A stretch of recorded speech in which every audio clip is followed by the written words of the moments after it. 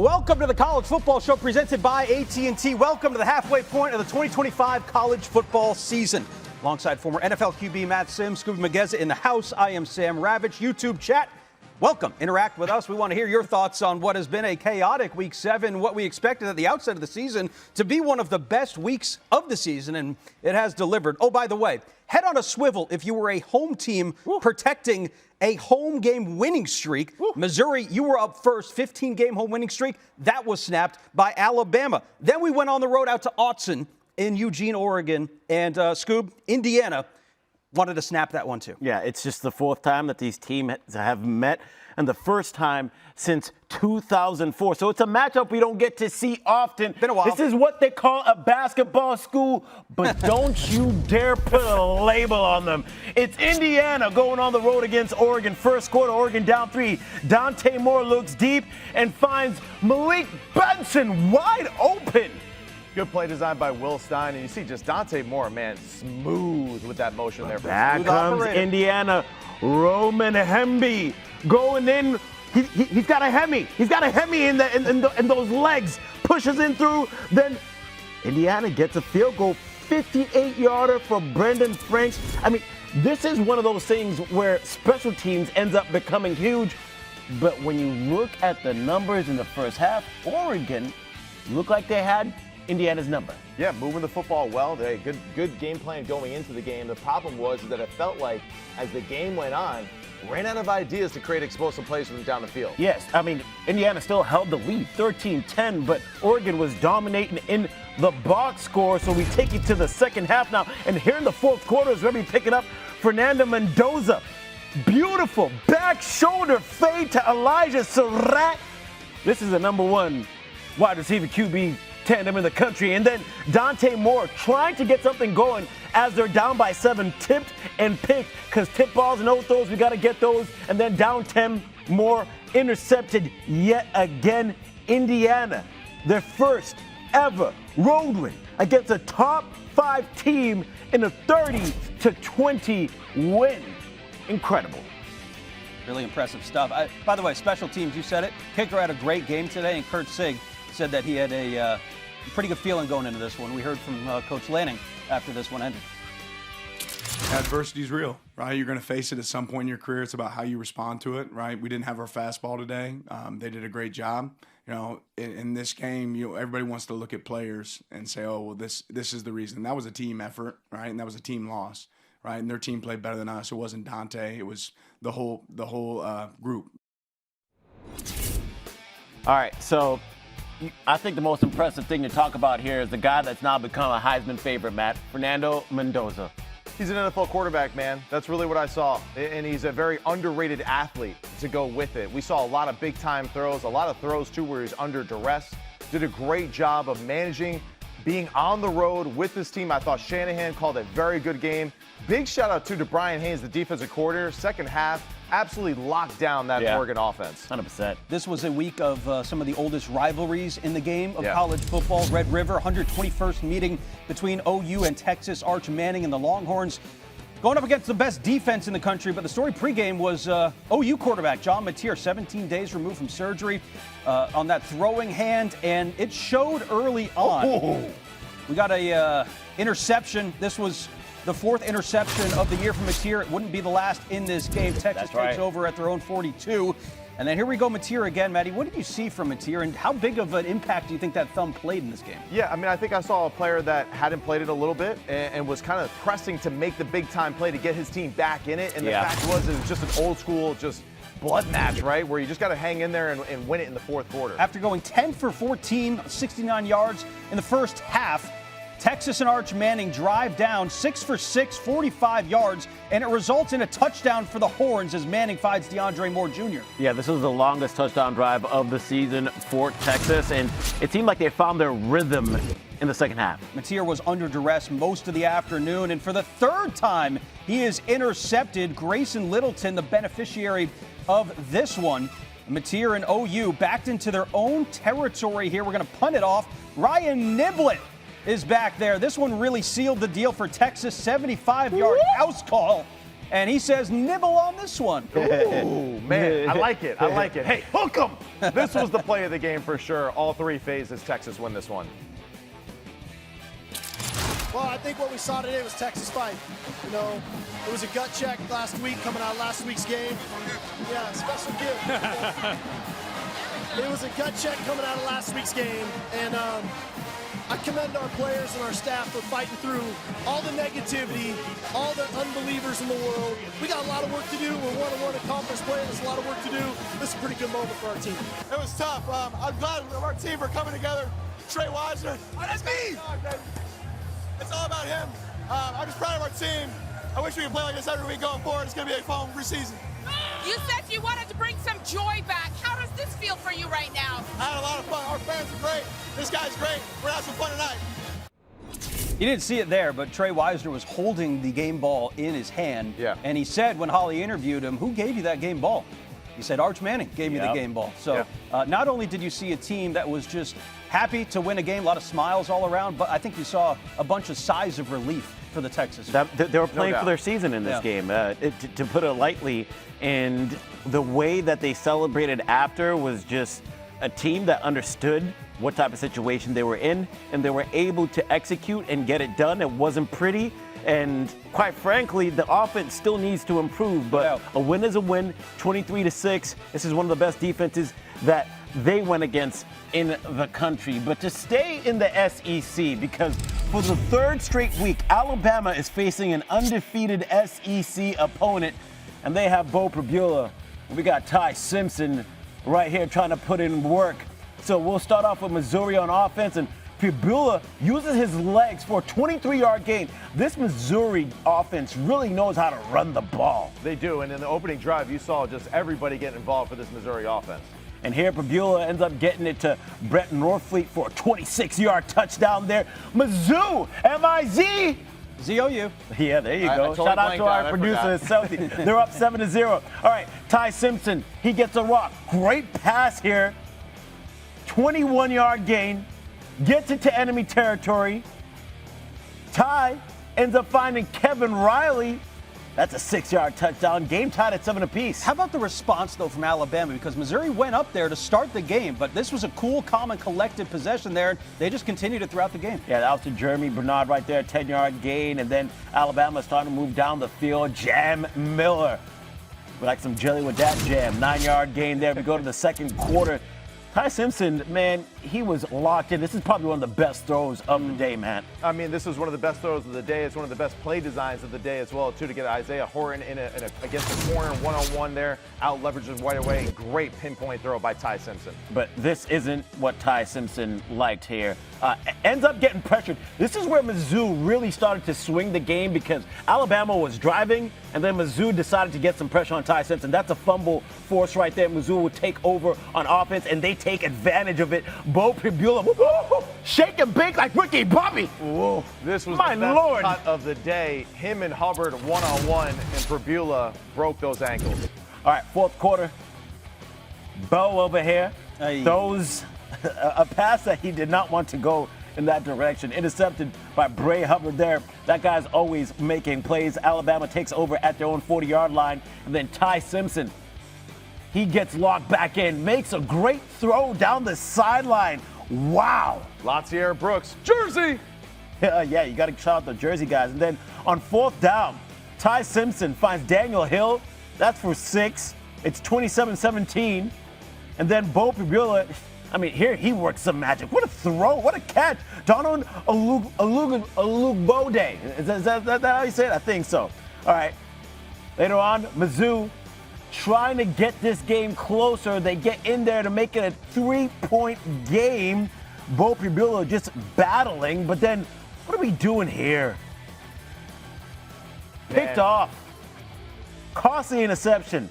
Alabama chews the clock out, and they end up winning it 27-24 to continue their 5-game losing streak and give Mizzou their 5-game winning streak, and then give Mizzou their first loss of the season at home. And biggest mistake here, I think, in this one, Eli Drinkowitz going for it on 4th down, right? That was not necessary in that case. They were down by 3, should have punted it, forced his team to play from behind in that situation. All right, Maddie, so Florida State and Pitt, this was a sneaky one. Florida State on the verge of maybe losing 3 straight?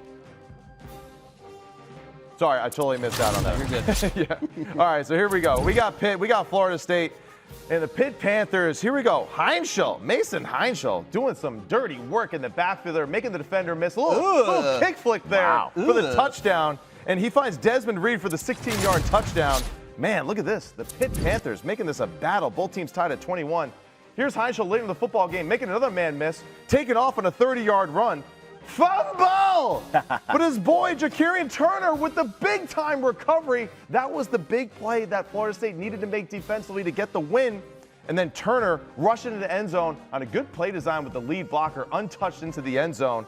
Pitt wins this one 34-31. Sorry for the snafu there. Was listening to my producer in my ear and totally blanked out. It's because we got a special guest coming up for everybody in the chat. We're going to have Marcel Reed. Marcel Reed will be joining the show right after we show you the game that he just played in. So let's get to that highlight. Yeah, start here in College Station. Number 5, A&M hosting DJ Lagway and the Florida Gators. Fresh off that win against Texas last week, we go first drive for Florida. Run the ball. That's what folks have been asking for in Gainesville. And Jaden Baugh takes the toss, takes it 15 yards into A&M territory. Couple plays later, Lagway fakes the handoff, finds Amir Jackson for the touchdown, and the Gators up 7-0 on the road. A&M would respond, though, quickly. Marcel Reed going long, finding Mario Craver. Man, they take the top off of defenses, 67 yards deep into Gator territory, and then the very next play, he can also do this, calling his own number, finding pay dirt, and into the end zone. That's back-to-back games with rushing and passing touchdowns for Marcel. Next A&M possession, Marcel Reed, wide open, Jamarian Marrow, and he goes in for the score. Texas A&M takes the lead. DJ Lagway with the ball. He's going to air it out. Tough catch there down the sideline. That was my Gus Johnson. Yeah, very good. I appreciate it. Another back shoulder toss. This guy, Dallas Wilson. Yeah, welcome to the show. Go to the league right now, young man. Touchdown there for Florida. We go to the second quarter, all knotted up, 14 apiece. 13 minutes left to go in the first half. We're going to barrel through. Is that Le'Veon Moss there? Where's Kyle Brandt when you need it? That's an angry run right there with the stiff arm running through traffic. That was awesome. Moss got banged up a little bit in this one. Fourth quarter, we go. Texas A&M. We're going to put this one out of control and out of commission for Florida. That was nearly intercepted on 4th down, so turnover on downs. A&M driving now. We're going to put this thing away at home. We're down inside the 10-yard line as Casey Concepcion had a really nice game today. Those wide receivers are really difficult to guard for Texas A&M. A lot of skill position players getting involved for the Aggies today. Ruben Owens, again, another back that's caused problems for opponents, and Texas A&M cruises 34-17, the final score there in Aggieland, 6-0 for just the second time over the last 30 years, and the first time they started 6-0 since 2016. Well, let's go ahead and welcome in the quarterback right after the win. Black still on, Marcel Reed. Marcel, really appreciate you joining us. Congratulations on the win. What's the vibe been like in College Station so far this year with you guys off to such a great start? I mean, the vibe's been amazing. You know, you can't really ask for nothing better. We're 6-0 right now, and, you know, we're playing some really good football, both sides of the ball, so we're just really excited. Yeah, Marcel, this game started off with some fireworks. I mean, 28 total points in the first quarter, and then things kind of started to slow down, and the defenses really started to step up. So for you guys on the sideline as an offense, how did you kind of work through that to pick things up and get points back on the board? And, like, what was that conversation like? Yeah, I mean, we just kind of had to adjust there.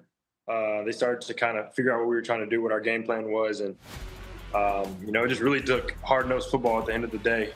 We talked about how, you know, it wasn't going to be pretty. I mean, it was a little bit ugly, but we're 6-0 now, so that's all that matters. Yeah, that's right, Marcel. Never apologize for just winning the football game. You scored 41 against Notre Dame. Mississippi State scored 31. You scored 34 tonight against Florida.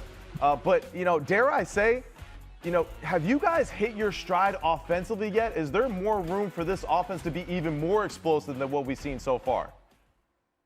Yeah, there's way more room.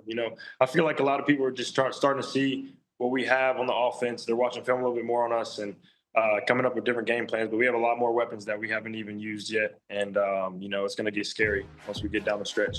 Yeah, and that's a beautiful thing about the football season. You continue to get better throughout each and every single week. And early on game day, Nick Saban said, you are the most underrated quarterback. People don't really realize how good you are at what you do. You had a passing touchdown and a rushing touchdown in consecutive games for the first time in your career. So what's it been like for you this season when you think about your improvement from last year to this year from a leadership perspective and your game on the field? I think that it's just, me being with my teammates for a whole offseason, receivers for a whole offseason, and with Coach Klein for a whole offseason. We kind of developed the offense that we want. And, we just, got in the lab and started working all offseason. Once we get in the fall camp, we started to click. And, we got weapons on the outside. We got some running backs that people have to stop. And then we have a great O-line. So our whole entire offense is dynamic. And, somebody's going to have to take away something, but something else is going to be open all the time. So That's right, man. And listen, your head coach, hey, he's another guy that I think is just underrated and underappreciated in the college football scene. Talk to us about the other. Hey, I'm from New Jersey. Mike Elko's from Jersey. Tell me how crazy Mike Elko is in a positive way as your head coach there at Texas A&M. Shoot, he's probably one of the best coaches I've ever had. That guy's honest. He'll tell you what it is, and he'll tell you what it isn't. He puts us in great position to go win every football game that we're in. We practice all types of things, whether it's situational football or just, regular down and distance. But, we get nitty gritty and everything. And he makes sure that everybody on the team prepares the right way to go out and execute. Last one for you, Marcel, before we get you out of here. I know you got to celebrate there in College Station tonight. And obviously you improve by playing against this defense, which is one of the best in the country. I got a stat here. Texas A&M, first major conference program over the last 20 years to hold 3 consecutive opponents to no more than 1 third down conversion. Talk about your defense going up against them in practice and how that also makes you better. Yeah, our defense is unbelievable. Going up against them in practice makes me 100% better. You got Cassius Howell on the edge, Deion Hayes on the edge. And then, you got T.O., interior. All those guys are long, they're quick, they're twitchy. You got great DBs, Dalton Brooks, Bryce Anderson, Des Ricks, Will Lee, and, our linebacker, Torian York, our captain, he runs that defense and makes sure they're in the right place at the right time every single play. And, that's what you want on that side of the ball. He's like the quarterback on that side of the ball, but he does a great job. And the defense is doing really well right now. It's crazy that stat about their third downs is that I feel like, when we go up in practice, we convert third downs all the time. So you're saying if you got to go and get it, the Marcel Reed-led offense is going to be able to get that first down. Yeah. Marcel, that was awesome. Yeah. Thank you so much, man. Hey. We're going to be rooting for you all season long, man. You're on a great season this year. Keep it going. Yeah, man. I'll say this Thank too, so Marcel, before we let you go. We root for stories in college football. We don't really root for teams or players. But you are an easy story to root for, and we really appreciate you taking the time right after your win. Congratulations, and best of luck down the stretch of the season. We appreciate it. Thank you, guys. All right, that's Marcel Reed. Really appreciate him taking the time to spend cool. on. That was really cool. That's awesome. Got a little shot to his defense how there. About that, right? Yeah. That was fun. They can't stop us. I know that. That's right. Michigan. That's right. Michigan took a shot in the arm from this USC offense earlier today on the road. One of the best offenses in the entire country. Jaden Mayava had a great game, passing for 285? Yeah. A couple of touchdowns, 265, couple of touchdowns, interception. A really, really impressive game there, an impressive win for USC. All right, time now for Guarantee of the Game presented by AT&T. Guys, despite the fact that we are halfway through the 2025 college football season. The general consensus, I think, around the country is, well, we think this team's a good team, but we're not really sure. Same narrative, I think, was applied to Indiana. They were heading to Autzen Stadium out there in Eugene, Oregon earlier this afternoon. Everyone was quick to point out the losses last year for this Indiana team when they went up against an Ohio State team in the regular season and lost, even though that score was a little bit closer. I think the game was further away than we actually thought. And then you lose to Notre Dame, obviously, in the college football playoff. But, Maddie, I'll come to you.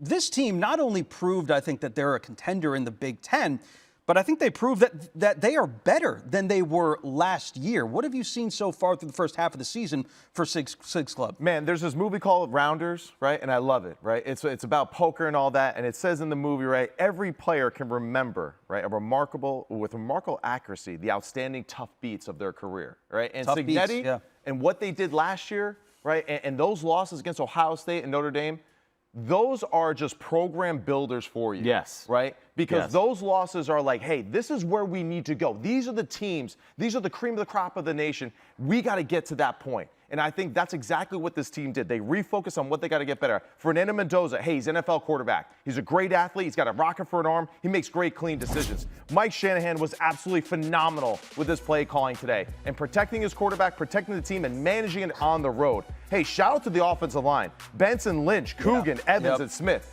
They did a great job creating some running lanes for Hemby, right, for Black, protecting Mendoza and some tough critical situations where they were coming after him and they were sending a lot and playing some man coverage behind it. They did a good job hanging in there on the road. Hey, a few penalties there early in the football game, but they are able to overcome that. And I think it just starts with just great coaching and leadership for this team. Yeah, I just want to say, we're looking at the YouTube chat, and I see someone in there. The name is Raman Power. He said Oregon will drop big time, and Indiana should stay at number 7 until they beat a team like Ohio State. What are we talking about? Come on now. They just went on the road and beat an Oregon team that won the Big Ten championship last year. What I see from Indiana this season is they have announced themselves as a championship contender. They're not just here to compete say, all right, we're going to lose 1 or 2 games.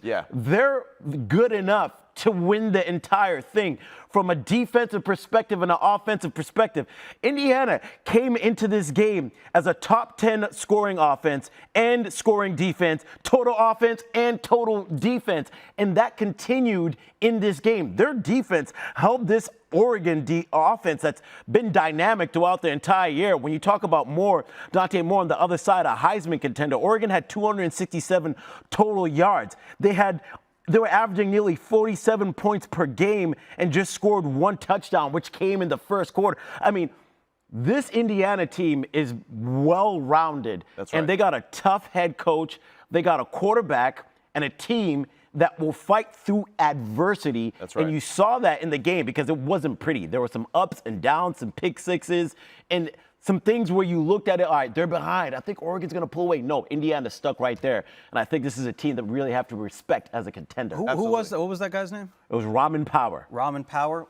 My question is, what more do you need to see from Indiana? Like, I feel like we're trying to come up with different ways to doubt this team and to put them out of contention. But this is a team.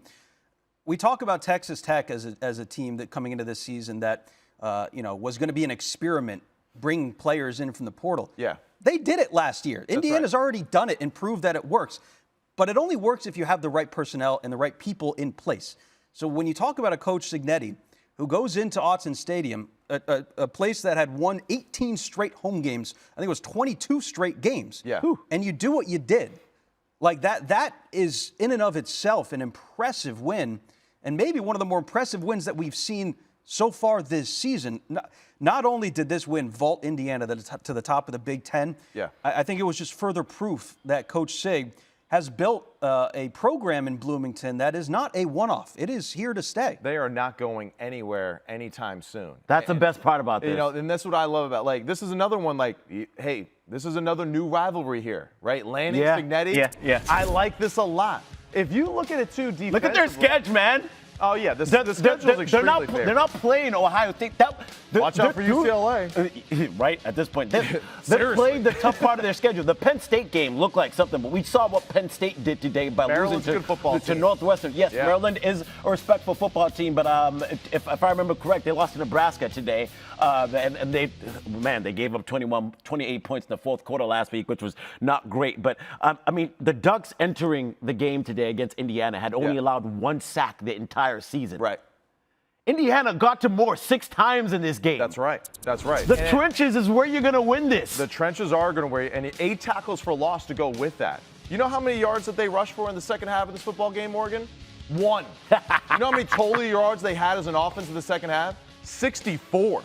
Right? So you think Brian Haynes knew what Will Stein and them were trying to dial up offensively? You know, they were basically in the huddle with them saying, like, yeah, all right, we know this is on its way. Hey, so we got that stat. Aiden Fisher, Elijah Hardy, Isaiah Jones, Kellen Wyatt, all 4 of those guys, linebackers for Indiana. Dudes. NFL guys. Dudes. Yeah. Hard-hitting, fast, aggressive, all over the field. And this is why they're a championship football team, because they can cover on the back end with guys like Pons, right? But then in the front 7, they're hard to move. They're disciplined. They have great focus and football IQ overall. Aiden Fisher was probably the best football player on the field today. Oh, he was on fire. Right? Yeah. And Kellen Wyatt, I mean, man, this dude's just throwing his body around. Like, so the ability to just cover on the back end, the physicality of the front 7, I don't see how you cannot consider Indiana as one of the better teams in the country. Forget about the IU on the side of their helmet. If a team with a G on the side of their helmet went and did that in Oregon today, we'd say they're one of the best teams in the country. All right, we're going to get to the implications of this game a little bit later, but I do want to move it along because we have a lot to get to, not only in the world of college football, but specifically in the Big Ten, because there was some fireworks earlier today. And up until the start of the season, James Franklin had kind of built something similar to what Kurt Cinetti is building in Bloomington, Indiana, as one of the most consistent programs in the entire country. But following the overtime loss to Oregon, Penn State has now lost 3 straight games, going out to UCLA, and then you lose at home to Northwestern, a team that has been in the basement of the Big Ten over the last couple of years. And to make matters worse, James Franklin made a pretty significant announcement in the post-game presser. If we have that, we'll see if we can play it for you. Yeah, so Drew will be done for the year. The reason I turned and looked is I do not release that information until I clear it with the kid and the family. And I had talked to Drew, but I had not heard back from the family before I came in here. That kind of says it all. First and foremost, our thoughts are with Drew Aller because we want him to be healthy, going forward. He's got a long, possibly professional career, likely professional career in football. So we hope that he recovers well. But the morose tone of James Franklin there was almost not only did we lose Drew Aller for the season, but it feels like we've lost the season. Like that. Yeah. That was kind of a good way to put it. That was the tenor of how we made that announcement. Right. Let's focus on the offense for this team, Maddie. We've talked about Andy Kotelnicki and how he's been an innovative mind over the past couple of years in college football. But that innovation only takes you so far as your talent that you have on the field. It feels like he's been a little bit stubborn in some of his play calling, but how do you contextualize what you have seen from this offense run by Andy Kotelnicki? Yeah, I think the biggest thing that I see is just like a lack of understanding of just what your quarterback does well, right? You don't make players fit your scheme. You build a scheme that fits for your players. Yep. Right? And I think that's where I'm missing the mark here when I watch Penn State. Drew Aller, big, strong, physical, right? He's got that prototypical presence, right? But he doesn't have that quick, twitchy release. He's not one of these guys where, like, quick decision, go, boom, and pulls the trigger, right? He's a long developing thrower. He's a power thrower down the field. And I want to see an offense that fits him. And that's why I kind of give the comp of, like, he's kind of like a Jared Goff type of football player. Yeah. Right? Yep. Control the line of scrimmage with a great running game. Have him under center. Set up great deep play action passes where he gets away from the line of scrimmage. He can see the field unfold, and then he can use that long, powerful arm to throw the football down the field accurately the way that he does. And I feel like there's just not enough opportunities for him to play in that type of style. And really, honestly, the offense fits more for like a quarterback like Bo Perbula, honestly, the style in which they Penn play. State fans don't want to hear that. Well, tell me why. No, tell me why. Well, because Bo is more of a player that like wants to use his legs. He wants to be able to throw the football on the run, get outside the pocket, right? Be an athlete. He's very good in the RPO game because there's a quick, condensed throwing motion, right? And he's very good throwing quickly over the middle.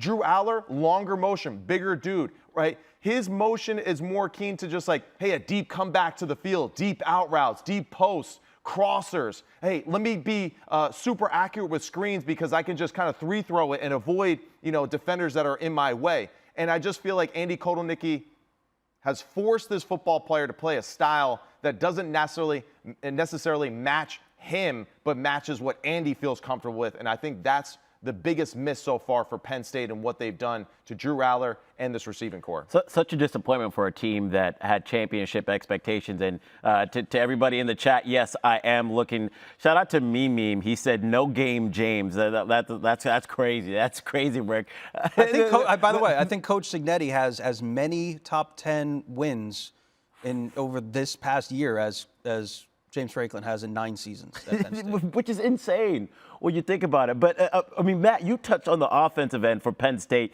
My mind quickly goes towards the defensive end because right now, Jim Knowles, the championship defensive coordinator that James Franklin decided to poach from Ohio State and hire, who, by the way, is getting paid the most money out of any defensive coordinator in the country, over $3 million per year, gave up over 400 yards in back-to-back games, and now he has a Northwestern team drive down the field at the end of the game and put it away and control the clock throughout the game. I think defensively is where this team should hang its hat on.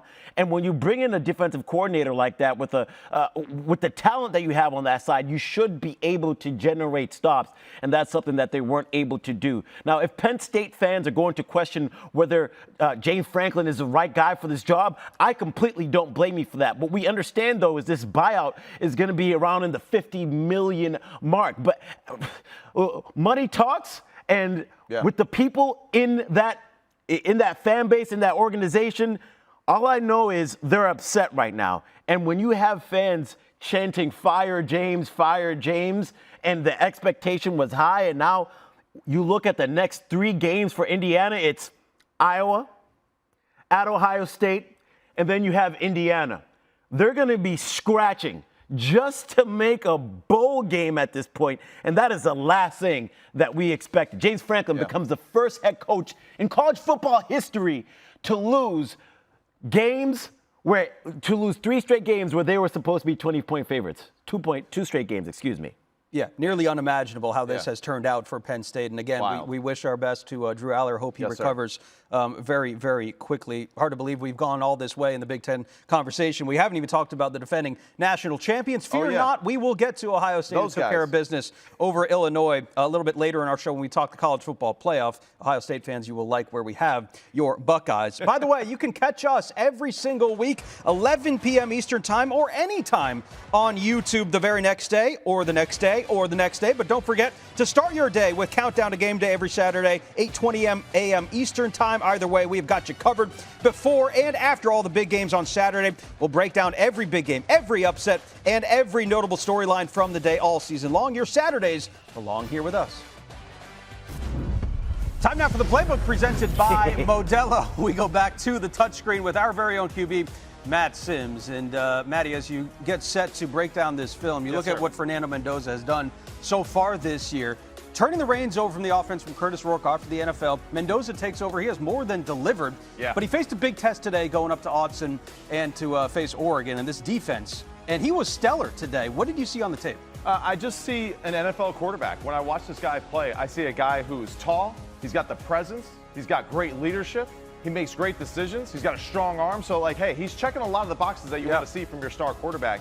And here's a great example of that we have here early in the game. Second quarter, 6:39 left in it. 1st and 10. They send out, an extra tackle in this play, and then they have the tight end. So you're thinking as a defensive play caller, as you look at this and break this down, you're thinking, hey, this is an obvious running situation for us.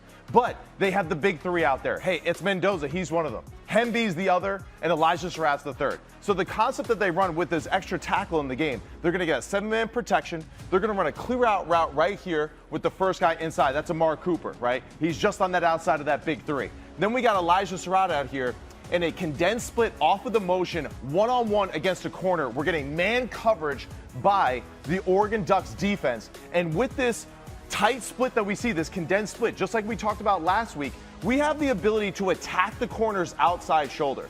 And with all of that room to the sideline and vertical and one-on-one coverage, he has to respect and play as deep as possible.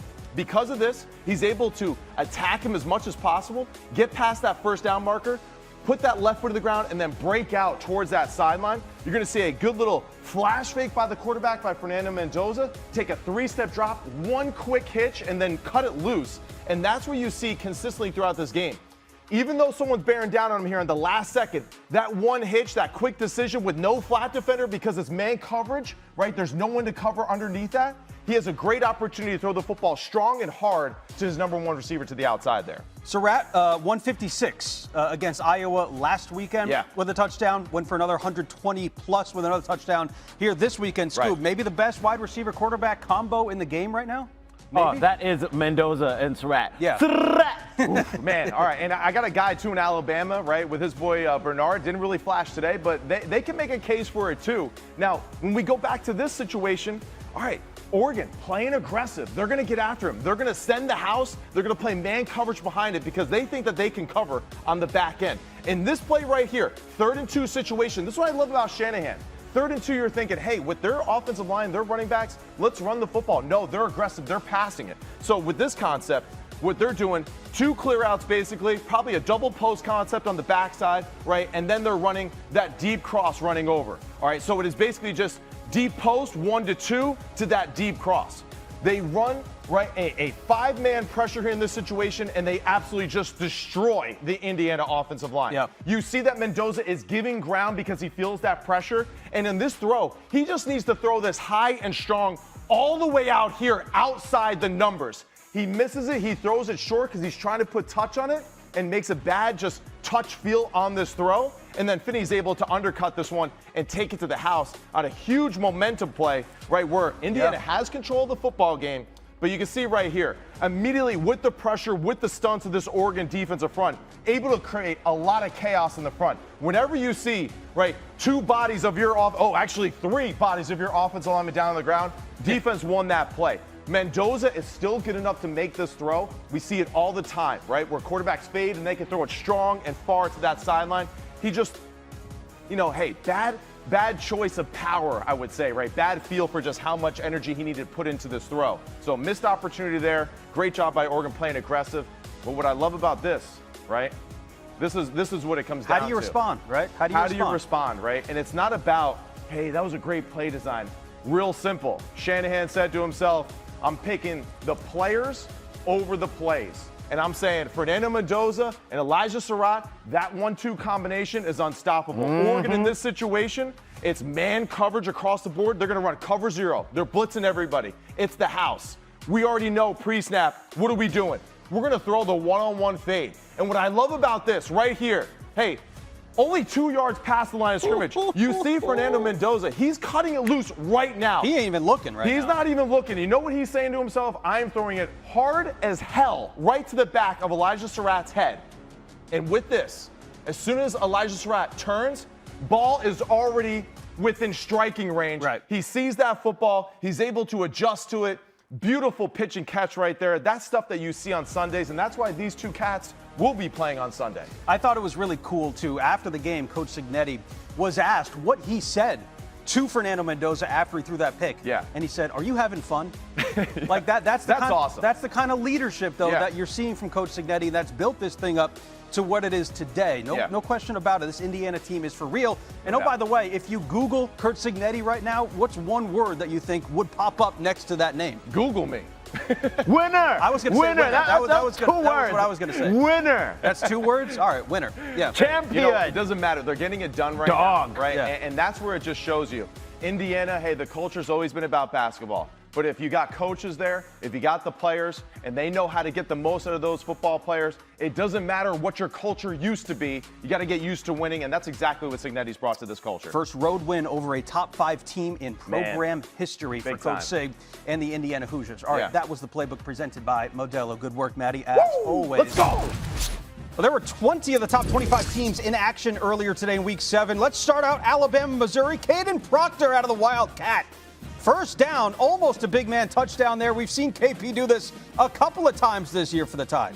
I mean, I just love what Ryan Grubb has in his bag because we just keep seeing more and more every week. Get out the way. That's a big man. All right, Toledo taking on Bowling Green. First play of the game, we're going deep to Junior Vandeross. But call him Junior Mr. Moss because he's playing like a young Randy Moss right there, laying out because he ain't playing out. All right, check out this one, man. Lehigh, Columbia, Mr. Johnson throws it down the field. Jamil with the one hit. Jeffrey Jamil. Hey, one Jeffrey way. All right, Toys R Us.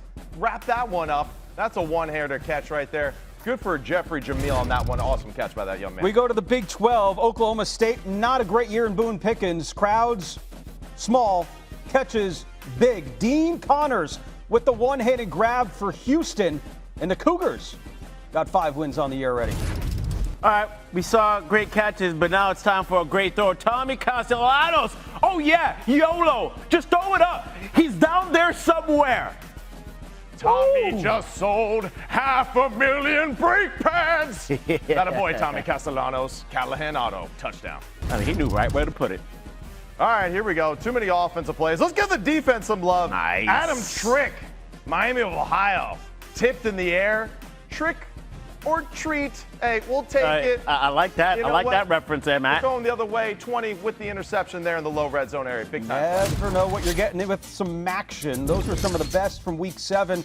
Now some of the not-so-hot moments. Cornell, Harvard, it's 3rd and 25. Why don't we just punt the ball? Hold on. Say the down and distance again. 3rd and 25, Scoob. They're pretty smart in the Ivy League, but I don't know. This one kind of came back to bite them a little bit. What are we doing? Analytics said punt, Scoop. Oh, my God. I don't understand it. All right, here we go. Toledo, Bowling Green. My son calls me a butt cheeker. That's exactly what happened here. The old butt cheeker interception. Cannon with the tip off the cheek. All right, this is great because it ain't no fun if the homies can't have none. Oklahoma State student section. From one guy waving his shirt, Dolo, to the whole squad. Matter of fact, the whole stadium pulling up on him, shirtless, even though they were getting smacked. It doesn't matter. It's all about the gang. And it's a big win when everyone just gets together shirtless, right? He doesn't even go to school there, man. It's so good. I love that attitude. And we also love some more highlights. How about South Carolina, LSU? Careful with that smoke now. Gamecocks entering the Death Valley to take on LSU. LSU up 3-0 in the first. Juwan Johnson fumbles the ball right at the goal. I mean, everyone's getting so good at this punch out at the goal line. Don't reach for the end zone, man. High tight. Let's go. Recovered by Brian Thomas Jr. there. Then 30 seconds left. They're trying to profit from the fumble. Matt Fuller. He got speed. Man, looks like Eric Dickerson right there, right? With that stride. I like that. Yeah. Gamecocks take the lead 7-3. You go to the second now. Garrett Nussmeier finds his favorite target of the day, Trey Des Green. Those are strong hands. That's a big dude right there. He's going to win a lot of those one-on-ones, Trey Des. Yeah. Over 100 yards receiving in the game after the break. They're near the 50. Nussmeier launches it to his target again. 19-yard completion. Now first and 20. So Nussmeier to Kyle Parker. He took it out of park and put it in drive. Fourth gear, scores the touchdown, 43 yards. Tigers go up 17-10. Third, intercepted by Peyton Williams. Great play there. We go to the fourth. One-score game. Trey Des. Got like a young Des Bryant there making that play. 8 catches, 119 yards, and a touchdown. He's the first LSU tight end with 100 yards receiving in a game over the last 30 seasons. LSU would win this one 20-10, and you would think so. No doubt. Right? Yeah. But they've had a lot of great wide receivers there. This was not tight ends. This was like a turnover fest in the first. I think it was like 4 turnovers in the first half. Good win for LSU though. It is. Right? It is still like a confusing win too, because we just don't really know how good LSU is. But they win and they're 5-1, so good for them. But yeah, there's still some head-scratching plays when you watch them play. I'm with you. All right. In a week filled with old rivalries renewed, Georgia and Auburn laced it up for the 130th time. Goes all the way back to the 1890s. Dogs have won the last 8 in this series, 44 straight against unranked opponents. Strange things happen in Jordan-Hare, though, and Auburn got off to a fast start in this one. Jackson Arnold, Perry Thompson for an 11-yard gain. Tigers getting a little bit closer. Auburn striking first at home, though. This caps off a 14-play, 75-yard drive as he finds pay dirt. This is the one thing that Jackson Arnold does as good as anybody in the country as a quarterback running. And more of it. And Jackson Arnold going to escape. A couple defenders. 27-yard run. Auburn gets all the way down into the red zone. Here is where the game turned on its head. All the way down to the 1-yard line. Very controversial call. Jackson Arnold got it for a touchdown. Or did he? Forced fumble by Raylan Wilson was recovered by Kyron Jones. By the way, they blew this play dead, ruled it a fumble. I'm not sure that Kyron Jones was ever downed, by the way. I'm not sure that the ball didn't cross the goal line. There was a lot of questions on this play. I mean, the game completely turned around after this fumble. They were 8 of 10 on third down opportunities, and then after that, 4 straight, they failed to convert, and Georgia got a little hot. They certainly did. This is kind of what started the run. Gunnar Stockton throwing it down to Noah Thomas, 30-yard strike. Auburn's at Auburn's 2-yard line, and then Chauncey Bowens runs it in for the 2-yard score. Game tied at 10 apiece. And we go to the fourth quarter. Georgia's starting to move this thing down the field. Gunnar Stockton getting it to his playmaker, Zachariah Branch. Feel like we've seen this play a couple times. And yeah, keep running it because it's easy. And if you could block it up, this guy can just take that as a punt return for the touchdown anytime he gets the football. Little trick-a-rooney here. Stockton ranging out to his right. Trick-a-rooney. I like it. Let's the old trick-a-rooney on one, boys. That's right. Here we go. Georgia go on to win 20-10. 20 unanswered points in this game. Auburn was up 10-0. Georgia comes back and wins it. It all started with that fumble, man. Once it rains, it pours. Unbelievable stuff from the Bulldogs. Referees were on fire in this one. They really were. They only took about 50 minutes to decide what they were actually going to do in that play. So really love that, review has sped up the process of the game for us as we go. So everything was going right for Auburn in this game until it wasn't, and the upset bid fell short.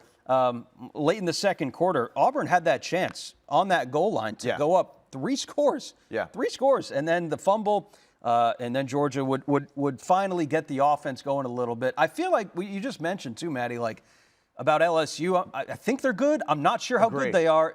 Does that apply to Georgia? No doubt it does. No, I don't think we really know, right, for LSU or Georgia, what is their ceiling, right?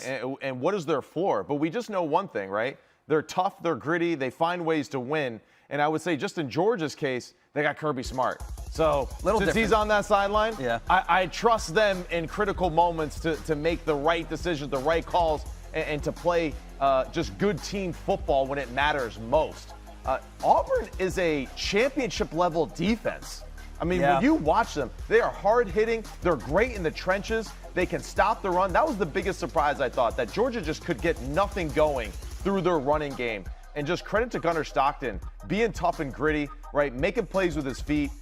This dude is just the epitome of a Kirby Smart quarterback because he just kind of does a little of everything for them, and it's for the betterment of the team. 14 is an absolute just playmaker for them. Yeah, when you look at this game and the flow of it, it took a while for Georgia to get going offensively because Auburn just held on to the ball the entire first half. They doubled the time of possession that Georgia had, and it was hard for them to just get any type of flow going. And when that fumble happened, it was finally an opportunity for Georgia's offense to get on the field run the ball, make some plays here and there, and Gunnar Stockton just kind of being the entire offense in this game. Georgia, typically a team that runs the ball. I don't know what just fell. It was my brush. Head just fell off. Georgia, typically a team that runs the ball quite a bit, didn't get to do it that much in this game. Just 79 total rushing yards in this game. You know what was like a sneaky part of the game, though? Not sneaky, right? It's really the biggest part of it. It's just the 2 penalties before half. Right. Auburn's defense commits the 2 penalties. The one in the targeting, then the penalty after that follows, and that sets up the field goal for Georgia to hit right before half. And for Auburn to dominate this football game and to go into halftime only up 10-3, that was when I was like, Georgia's going to win the football game. Because you can't dominate an opposing team like that at home and only be up 7 points and think you're going to get away with the win, especially when the opposing quarterback is Gunnar Stockton and Kirby Smart. So that was the missed opportunity right there, points before half. At some point, though, Georgia has to start fast, right? I mean, we've seen them go behind in just about every game that they've played. Right. Tennessee, Alabama, this game, they start, but somebody's going to be able to hold them. And I know they didn't allow a single point in the second half. Right. Auburn is a team that struggles offensively, to put it lightly. Yeah. So when they have a team like, I don't know, Ole Miss coming to town next weekend, that's a team that I don't know that you can afford to start slow on. Yeah, and there was a couple plays that Jackson Arnold missed on a 4th down conversion where he had the wide receiver right in front of his head and he kind of just overthrew him. And it was literally 5 yards away from him. And then huge miss. Such a huge miss. And then the penalties as well. But like you said, Sam, looking at Georgia's schedule as you see right here, Ole Miss, Florida, Mississippi State, Texas, and then Georgia Tech to close out the season, a game that was an 8 overtime matchup last year. We're going to find out a little bit more about Georgia as the season goes on. But one thing that has been consistent, it's the fact that they can't start the game quick. They held the ball for just over 8 minutes in the first half, its lowest time of possession under Kirby Smart since 2016. Those things can't happen. They were also saved a lot by the penalties from Auburn. Auburn, 10-plus penalties. Yes, again, third straight game that they have done that. So they got some help.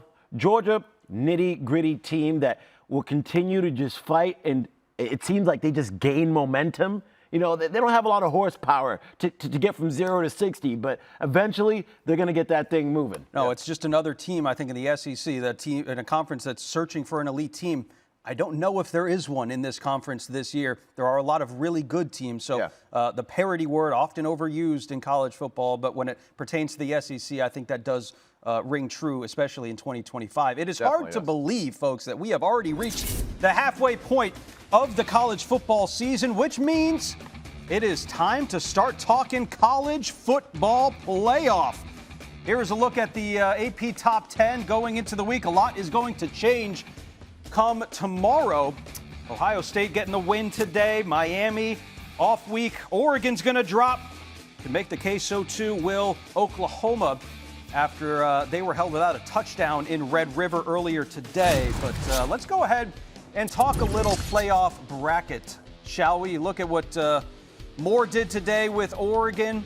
They go down, so you wonder how far they're going to drop. We just talked about Alabama and Missouri in the SEC, looking for elite teams. There's a lot of really good teams out there. Georgia Tech today. Yep. There's a lot of movement, and we'll go ahead and talk about the movement on our college football playoff projection. We got brackets to talk about, guys. The top 4. Everybody loves brackets. The top 4 is how we've put it. Now, we have moved Texas. This is our producer. This is our producer. We're blaming him. Okay. Right? We have moved Texas A&M into the top 4 after their win at home over Florida. Bump Oregon down to 7.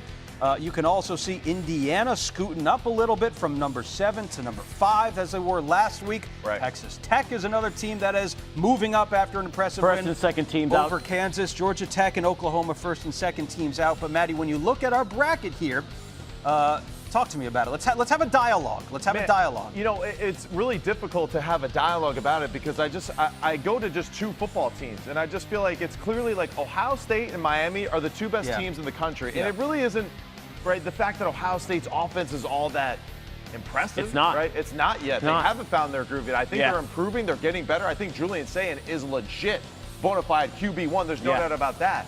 but it's the defense. They're built on the defensive success. Yes. Caden Curry played absolutely phenomenal today. I mean, it's just unbelievable. The secondary alone, Igbinosun, Jermaine Matthews, forced fumble, pass breakup, interceptions. Like, they can do it all defensively, the Matt Patricia defense. And then, yeah, Miami, dude. I mean, what can I say? One of the most balanced teams in the country right now. Yeah. I think just looking at this bracket right now, I see Miami as the top team just because of who they've played and who they've beat at this moment in time. So let me see if I can do this. And having a little of everything. Yeah, right? I mean, exactly. So then we can bring Ohio State over here.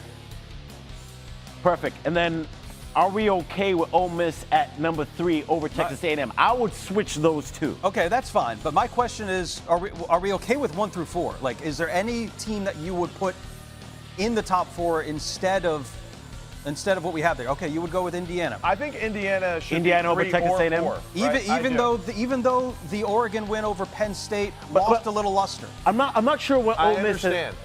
At that moment, though, Penn State was still playing for the national championship, right? So everything was on the line. It was a different focus. It was a whiteout, all that kind of stuff. They still went on the road and won a big-time game, right? Oregon and Penn State. So I'm going to still say that's a bonus for At the end of the year, that might be a win against a team that didn't even make a bowl game. And I know that some people might say that. So I understand why someone would make that counter argument. Yeah. And the Indiana win versus Oregon, maybe we have some little bit of recency bias here, but that's all we have. That's all we got to go by, right?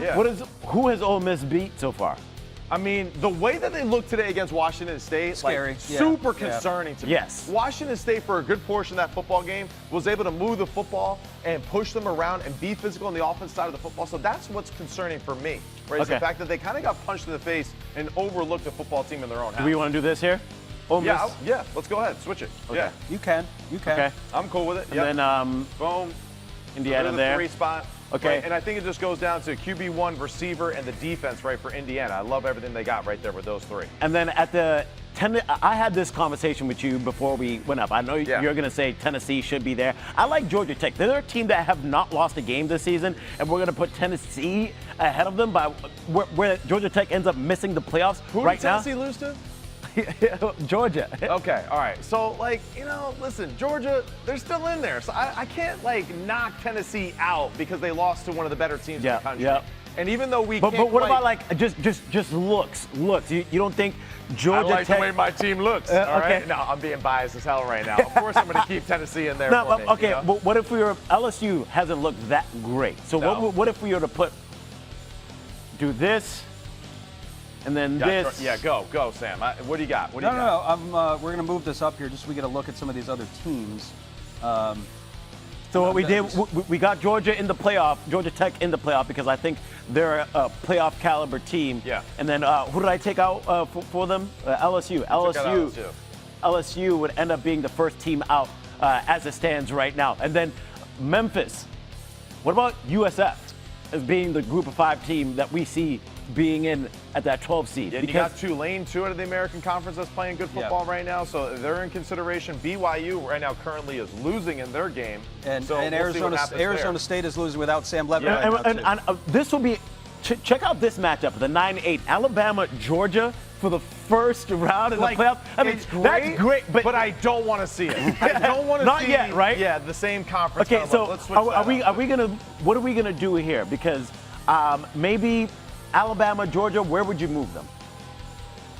Let me see now. Let me get. I'd probably, honestly, I would love to see a Georgia or Alabama take on a Texas Tech, right? I would. Georgia Tech. So I would just split these two. Okay. Yeah. Okay. So split those. If we just switch those 2 looks, I feel like that would be fun matchups because it's not even about the seeding anymore. Where's Texas Tech? It's about just making sure that we're seeing get the right matchup. Good football teams in different conferences playing. Okay, that's fair. Texas Tech has played good football so far. I would like to see some of these matchups. All I would like that a lot. So we can pontificate all we want. Absolutely, we can. The good news is we have help on the way, and help we need from the very own, our favorite guest that we get on the College Football Show every single year, Heather Dinich, joining the show. What time is it? 11:58. The day is just starting for HD. Heather, please tell us where we went wrong with our bracket here. Oh, God, please be kind. No, you guys were doing. I was a little concerned when you started because you didn't have Indiana in there, but you auto-corrected, and Okay, good. the Hoosiers are now in there. Thank you. Yeah, so very good, very good. I have Indiana number 3 tonight in my latest college football playoff projection. Okay, there And we go. guys, Oh, for look the- how close for we the are to first- Heather's bracket. Wait, is this yours? You're No, this is ours. close. That's No, this is ours. This is ours. Okay, This is yours. This is yours. Okay, but Miami, for the first time, I flipped them, and I have Ohio State now at number 1 because of that road win against Illinois and the fact that Texas won. Now, you're also talking to someone, guys, who did not drop Texas out of my own top 25 this past week. I had them at number 23. I thought they played really good defense, and I thought that came through against Oklahoma and John Mateer. So, to me, Ohio State's win against Texas, some of that value came back. Plus, you've got the road win against Illinois, the road win against Washington. And when you look at Miami, the South Florida win is amazing. They had a great win against North Texas on Friday night. The Florida State win, not so great anymore. Right. So I think there were just a couple of things that happened. Look, you can make the case for Miami or Ohio State at number 1. Heck, you could make the case for Indiana at number 1 because the selection committee compares common opponents. We saw what Indiana did to Illinois. Ohio State won easily against Illinois, but it wasn't the beatdown we saw by the Hoosiers, right? Now, as the season goes on, right, will the committee take in consideration some of these things as far as where the rankings were and how they are currently, right, as a favorable thing for some of these higher ranked teams that you just discussed, right? Because we could maybe go here towards the end of the year and Penn State might be a 500 football team. So how could that be detrimental to some of the teams that win in Happy Valley as one of their bigger victories on the road? Well, and that's a case in point for Oregon, right? And that was one of the questions that I had going into this Indiana game was, well, now wait a minute, how good is Oregon if that win against Penn State turns out to be, you know, against a sub 500 Penn State team? So I think the thing, it's tricky, right? Because where they were at the time, like Tennessee's win against Syracuse, for example, was against Steve Angeli. They're a better team with their healthy starting quarterback, and the selection committee knows that, and they consider that when they're talking about Tennessee. Good. But the bottom line is, where are these teams ranked by the CFP? Right? Just throw the AP out the window once these rankings start, like we always do. But yeah, what does the committee think about Texas? Where is Texas ranked? Because that's what matters to Ohio State's resume. And Heather, we were talking about the first team out, second team out. That's going to be an interesting conversation as well, because that group right there is going to be a pissed off fan base that they wanted to get into the college football playoff. So as it stands in your bracket right now, who is the first team out, and what do you need to see from them in order to crack the top 12? Yeah, speaking of Tennessee, that's my first team out because I do have them number 12, and they're kind of a weak number 12, to be honest. I mean, not very impressed with. I'm looking down here. I had to write it down on my sheet because I just finished it 5 minutes ago. But I had LSU number 11 and Tennessee number 12, and they would get bumped out for. This week I had South Florida as I replaced Memphis with South Florida. But look, Tennessee just has to look. They have to play more like an elite team. They haven't done that in the past couple of weeks. And I just hate when you're right, Heather. She is right. She's always right. When is she ever wrong? South Florida and Memphis are going to play, I believe, in 2 weekends, so that thing will sort itself out. But more likely than not, HD, it appears as if the group of 5 team is coming from the AAC, correct or incorrect? Yes. No, I think that the way that it stands right now, they're all going to play each other, and it will sort itself out. It was honestly, I argue with myself about Memphis and South Florida, but I think when you add up what South Florida has done collectively, I think at least at this moment, and It's because of the way they won against North Texas. Right. At North Texas, which was another team in the mix on the road. So I thought that kind of pushed them over the edge a little bit. All right. So every single year we have this conversation when it comes on to these two conferences, SEC, Big Ten, heck, throw in the ACC. How many SEC teams are we getting? And is the SEC finally going to be back, per se, this year by getting in a bunch of teams, a handful into the college football playoff? How do you currently have it? Well, what do you think about Nick Saban, what he said, right? Yeah. That's what I want to know. Like, Okay. you buying what Nick Saban said on the Pat McAfee show the other day, or are you saying he's bonkers with that comment? What did he say? What comment Oh, are we sorry. talking So about he here? went on the Pat McAfee show, right? And he was basically saying that in the SEC, or the Big Ten, they got the two at the top, right? And the And then that's SEC, it, yeah. it's a deeper conference from top to bottom, right? And the Big Ten, a lot of all right football teams, right? He's not. I don't think he's wrong, but but how does that play out in the front of the committee? Because at the end of the day, their voice is the only one that really matters, right, HD? Well, yes, but here's where it gets a little complicated. Is the selection committee will tell you they don't rank conferences, they rank teams. But you can certainly tell what they think about a conference by how many teams are ranked from that league, right? And so one of the things that perpetually helps the SEC is having so many ranked opponents, right? Because this goes back to your earlier question. Well, how many wins do they have against CFP top 25 teams? And I would say that, there's probably more SEC teams. And I'm looking down here now. I have Texas A&M, Alabama, Ole Miss, Georgia, Oklahoma, LSU, and Tennessee. That's 7. That's 7 of the 12 that I have right now. I mean, who needs automatic qualifiers, right? But where it matters is at the top. And at the top, I have 2 Big Ten teams. Ohio State 1, Indiana 3, Miami from the ACC sitting there at 2. And then I have the Aggies at 4. And honestly, you can make a case for Alabama at 4 right now, that high with what they've done recently. But I kept the Aggies there because they're undefeated and they have good wins. They're playing good. They went on the road and they beat Notre Dame. But is the SEC going to win the national title? Because at the end of the day, that's the barometer, right? And the Big Ten has owned that recently.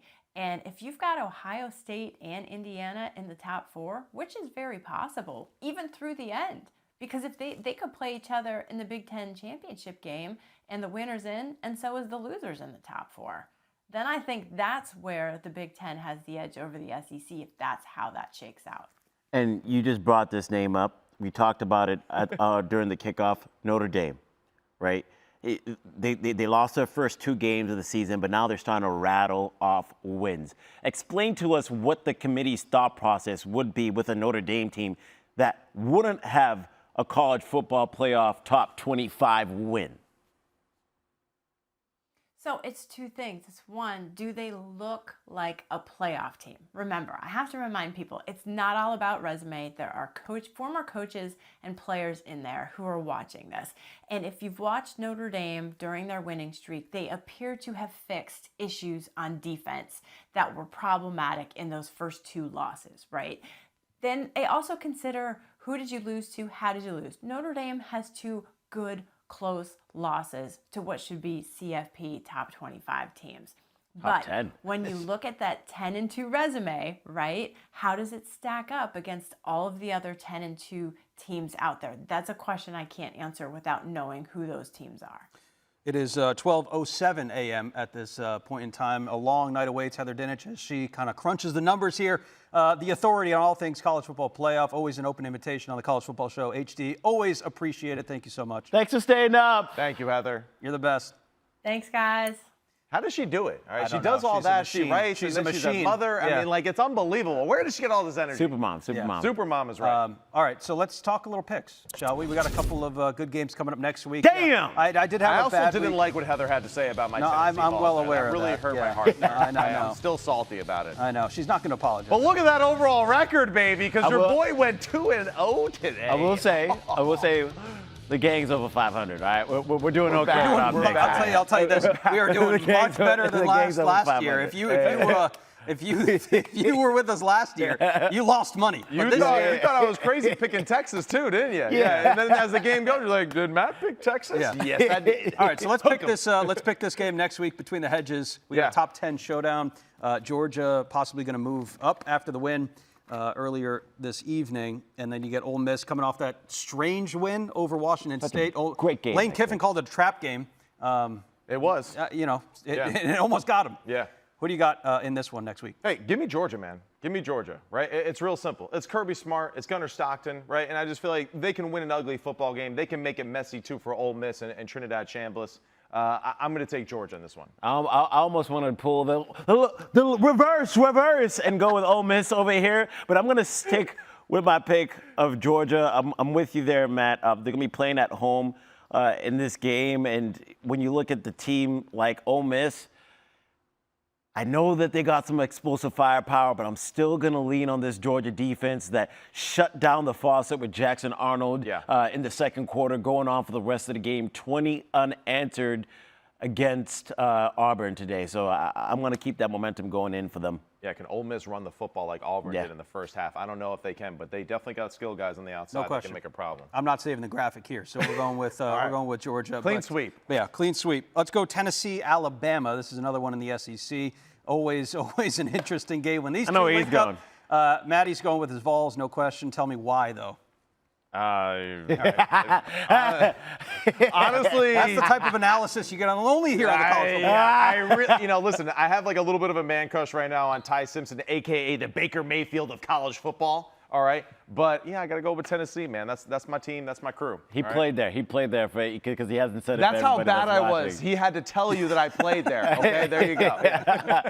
All right, I think for everything that he just said against his team is the reason why I'm going Roll Tide, baby. I don't get pissed nothing but Tide. They're on a hot streak right now with the way that Alabama's playing. That wide receiver room didn't really play the way that you would expect them to play, but it still is one of the most talented ones in the entire country. Running game is picking up. That defense can really get after you as soon as they buckle down and get things together. Ryan Grubb, one of the best right now, he is the best offensive coordinator in the country, if you ask me. He's up there. With one of the Heisman favorites in Ty Simpson. What happens with Jam Miller? That's a big thing, That was what I was going to say. That's a big miss in the football game. And he wasn't the only one that went down with an injury today for Alabama. One of the reasons why I'm going to go with Tennessee. I also think Alabama. You didn't tell nobody. I'm going with Tennessee. Okay. Rocking I like this. Let's go, Roll Tide. Little hot. A little hot. I'm going to be so mad if Alabama loses.